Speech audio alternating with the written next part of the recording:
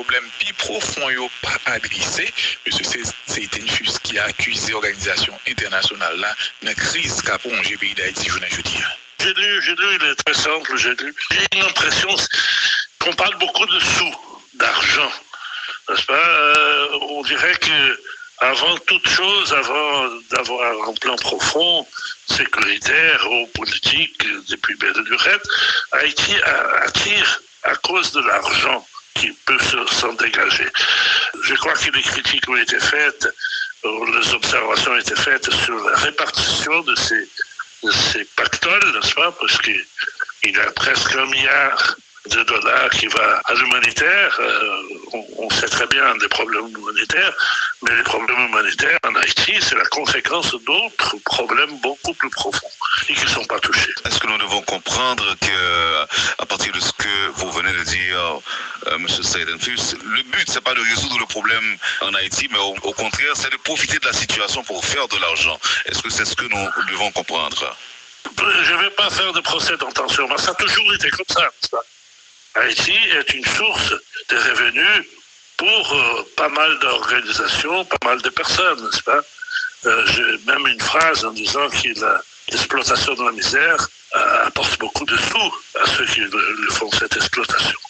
Donc l'industrie de l'aide également, n'est-ce pas? Donc c'est pas moi le premier à constater cela. Et je vois que cela se dégage de ce plan beaucoup de ces aspects négatifs de cette rouage, de cette machine de l'aide.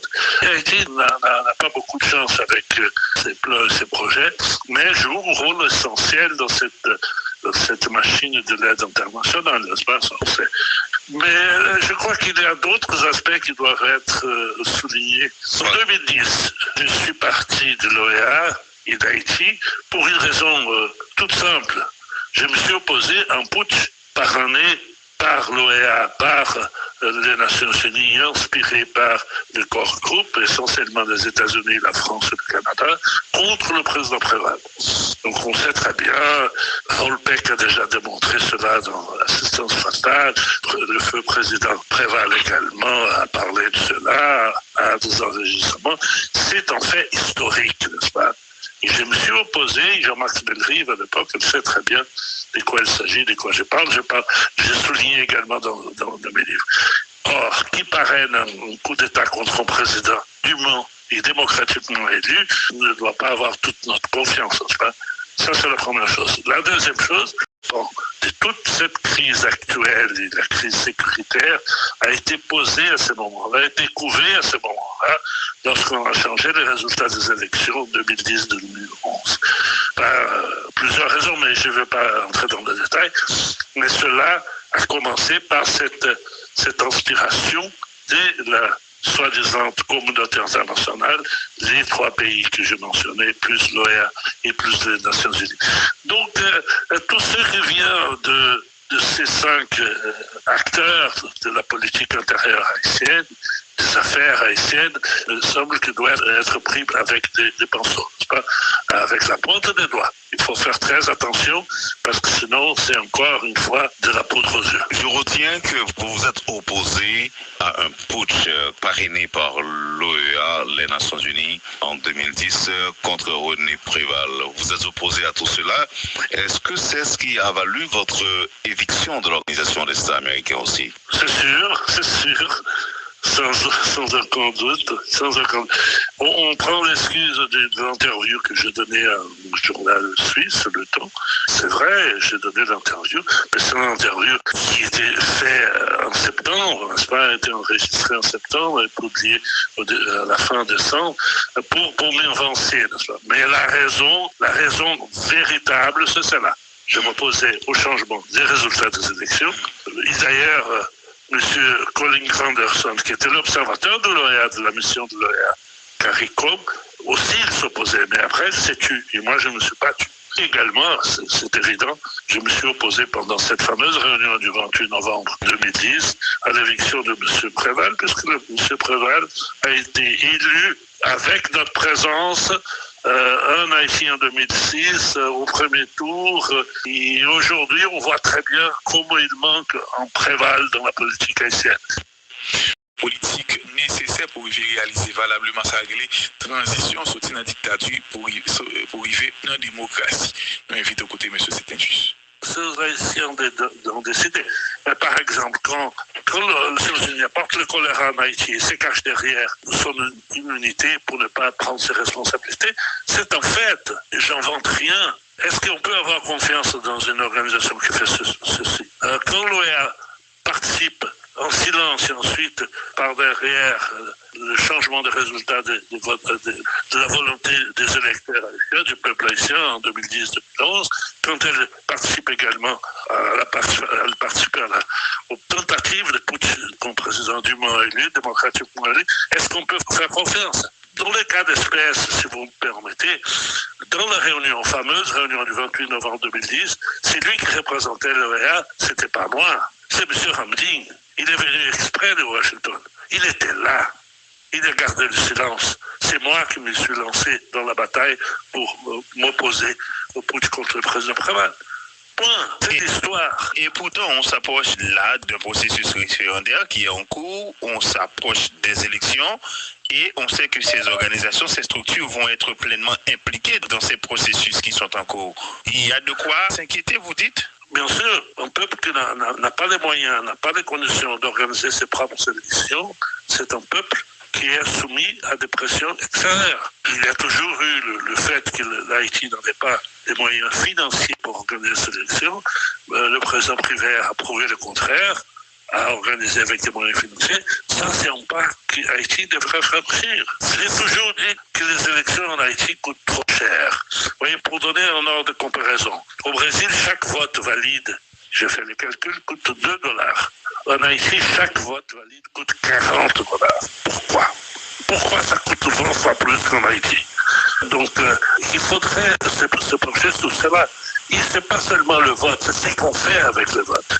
C'est pour ça que j'ai toujours proposé sans succès auprès des partenaires internationaux, auprès de l'OEA, des Nations Unies, auprès des Haïtiens, auprès du CEP, l'adoption du vote électronique. On ne va pas me dire qu'il n'y a pas d'électricité, je sais, il y a les batteries qui fonctionnent. Donc là, l'électeur haïtien aura la certitude que son vote sera dûment compté. C'est pas le cas maintenant.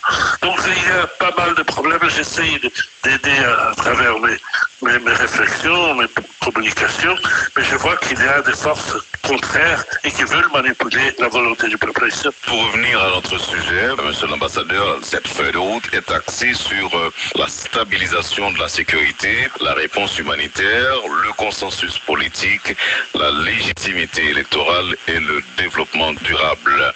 À vous entendre parler, c'est comme si c'est de la poudre aux yeux, monsieur l'ambassadeur.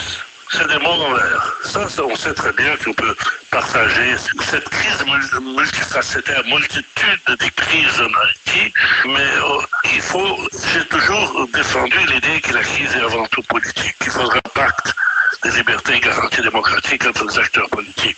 S'il n'y a pas de pacte, tout le monde en Amérique latine qui a passé de la dictature à la démocratie, l'Espagne, le Portugal, en Grèce, les pays de l'Est européen, ont fait un pacte, tacite ou écrit. Parce que le problème plus profond n'est pas adressé, M. Setenfus qui a accusé l'organisation internationale là, de la crise qu'a plongé le pays d'Haïti, je ne dis rien. J'ai lu, il est très simple, j'ai une impression qu'on parle beaucoup de sous, d'argent, n'est-ce pas? On dirait que avant toute chose, avant d'avoir un plan profond, sécuritaire ou politique, depuis belle lurette, Haïti attire à cause de l'argent qui peut s'en dégager. Je crois que les critiques ont été faites, les observations ont été faites sur la répartition de ces pactoles, n'est-ce pas? Parce qu'il y a presque $1 milliard qui va à l'humanitaire. On sait très bien des problèmes humanitaires, mais les problèmes humanitaires en Haïti, c'est la conséquence d'autres problèmes beaucoup plus profonds et qui ne sont pas touchés. Est-ce que nous devons comprendre que, à partir de ce que vous venez de dire, M. Setenfus, le but, c'est pas de résoudre le problème en Haïti, mais au contraire, c'est de profiter de la situation pour faire de l'argent. Est-ce que c'est ce que nous devons comprendre? Je ne vais pas faire de procès d'intention, mais ça a toujours été comme ça. Haïti est une source de revenus pour pas mal d'organisations, pas mal de personnes, n'est-ce pas? J'ai même une phrase en disant que l'exploitation de la misère apporte beaucoup de sous à ceux qui font cette exploitation. Donc l'industrie de l'aide également, n'est-ce pas? Donc c'est pas moi le premier à constater cela. Et je vois que cela se dégage de ce plan beaucoup de ces aspects négatifs de cette rouage, de cette machine de l'aide. Haïti n'a pas beaucoup de chance avec ses plans et ses projets, mais joue un rôle essentiel dans cette machine de l'aide internationale, n'est-ce pas? Mais je crois qu'il y a d'autres aspects qui doivent être soulignés. En 2010, je suis parti de l'OEA et d'Haïti pour une raison toute simple. Je me suis opposé à un putsch parrainé par l'OEA, par les Nations Unies, inspiré par le corps groupe, essentiellement les États-Unis, la France et le Canada, contre le président Préval. Donc on sait très bien, Holpec a déjà démontré cela dans l'assistance fatale, le feu président Préval également a parlé de cela à des enregistrements. C'est en fait historique, n'est-ce pas? Et je me suis opposé, Jean-Marc Bellerive à l'époque, il sait très bien de quoi il s'agit, de quoi je parle. J'ai souligné également dans mes livres. Or, qui parraine un coup d'État contre un président dûment et démocratiquement élu ne doit pas avoir toute notre confiance, n'est-ce pas? Ça, c'est la première chose. La deuxième chose, de toute cette crise actuelle et la crise sécuritaire a été posée à ce moment-là, a été couvée à ce moment-là, lorsqu'on a changé les résultats des élections 2010-2011. Plusieurs raisons, mais je ne vais pas entrer dans les détails. Mais cela a commencé par cette inspiration de la soi-disant communauté internationale, les trois pays que j'ai mentionnés, plus l'OEA et plus les Nations Unies. Donc, tout ce qui vient de ces cinq acteurs de la politique intérieure haïtienne, des affaires haïtiennes, il semble qu'il doit être pris avec des pinceaux, pas avec la pointe des doigts. Il faut faire très attention parce que sinon, c'est encore une fois de la poudre aux yeux. Je retiens que vous vous êtes opposé à un putsch parrainé par l'OEA, les Nations Unies, en 2010 contre René Préval. Vous êtes opposé à tout cela. Est-ce que c'est ce qui a valu votre éviction de l'Organisation des États américains aussi? C'est sûr. Sans aucun doute. On prend l'excuse de l'interview que j'ai donnée à un journal suisse, Le Temps. C'est vrai, j'ai donné l'interview, mais c'est une interview qui était faite en septembre, n'est-ce pas? A été enregistrée en septembre et publiée à la fin décembre pour m'invancer, n'est-ce pas? Mais la raison véritable, c'est celle-là. Je m'opposais au changement des résultats des élections. Et d'ailleurs, M. Colin Granderson, qui était l'observateur de l'OEA, de la mission de l'OEA, CARICOM, aussi il s'opposait. Mais après, il s'est tué. Et moi, je ne me suis pas tué. Également, c'est évident, je me suis opposé pendant cette fameuse réunion du 28 novembre 2010 à l'éviction de M. Préval, puisque M. Préval a été élu avec notre présence un Haïtien en 2006 au premier tour. Et aujourd'hui, on voit très bien comment il manque en Préval dans la politique haïtienne. Politique nécessaire pour réaliser valablement sa transition sortir dans la dictature pour arriver dans la démocratie. Nous invitons à côté M. Sétintus. Ces Haïtiens ont décidé. Par exemple, quand les Nations Unies apportent le choléra en Haïti et se cache derrière son immunité pour ne pas prendre ses responsabilités, c'est en fait, j'invente rien. Est-ce qu'on peut avoir confiance dans une organisation qui fait ceci? Quand l'OEA participe en silence et ensuite par derrière le changement des résultats de la volonté des électeurs haïtiens, du peuple haïtien en 2010-2011, quand elle participe également aux tentatives de putsch contre le président dûment élu, démocratiquement élu, est-ce qu'on peut faire confiance? Dans le cas d'espèce, si vous me permettez, dans la fameuse réunion du 28 novembre 2010, c'est lui qui représentait l'OEA, c'était pas moi, c'est M. Ramdin. Il est venu exprès de Washington. Il était là. Il a gardé le silence. C'est moi qui me suis lancé dans la bataille pour m'opposer au putsch contre le président Préval.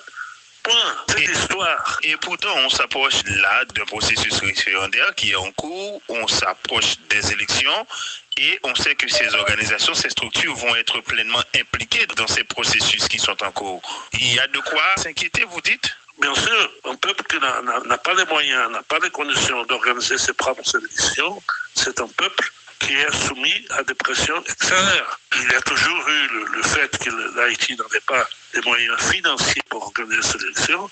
Le président Privé a prouvé le contraire, a organisé avec des moyens financiers. Ça, c'est un pas qu'Haïti devrait franchir. J'ai toujours dit que les élections en Haïti coûtent trop cher. Vous voyez, pour donner un ordre de comparaison, au Brésil, chaque vote valide, je fais le calcul, coûte $2. En Haïti, chaque vote valide coûte $40. Pourquoi? Pourquoi ça coûte 20 fois plus qu'en Haïti? Donc, il faudrait se pencher sur cela. Et ce n'est pas seulement le vote, c'est ce qu'on fait avec le vote. C'est pour ça que j'ai toujours proposé, sans succès, auprès des partenaires internationaux, auprès de l'OEA, des Nations Unies, auprès des Haïtiens, auprès du CEP, l'adoption du vote électronique. On ne va pas me dire qu'il n'y a pas d'électricité, je sais, il y a les batteries qui fonctionnent. Donc là, l'électeur haïtien aura la certitude que son vote sera dûment compté. Ce n'est pas le cas maintenant. Donc il y a pas mal de problèmes. J'essaie d'aider à travers mes réflexions, mes communications, mais je vois qu'il y a des forces contraires et qui veulent manipuler la volonté du peuple haïtien. Pour revenir à notre sujet, monsieur l'ambassadeur, cette feuille de route est axée sur la stabilisation de la sécurité, la réponse humanitaire, le consensus politique, la légitimité électorale et le développement durable. À vous entendre parler, c'est comme si c'est de la poudre aux yeux, monsieur l'ambassadeur. C'est des mots en l'air. Ça, on sait très bien qu'on peut partager cette crise multifacétaire, multitude de crises en Haïti, mais j'ai toujours défendu l'idée que la crise est avant tout politique, qu'il faudra un pacte de liberté et garantie démocratique entre les acteurs politiques. S'il n'y a pas de pacte, tout le monde en Amérique latine qui a passé de la dictature à la démocratie, l'Espagne, le Portugal, en Grèce, les pays de l'Est européen, ont fait un pacte, tacite ou écrit. Parce que le problème plus profond n'est pas adressé, M. Seytenfus qui a accusé l'organisation internationale là, de la crise qu'a plongé le pays d'Haïti, je ne dis.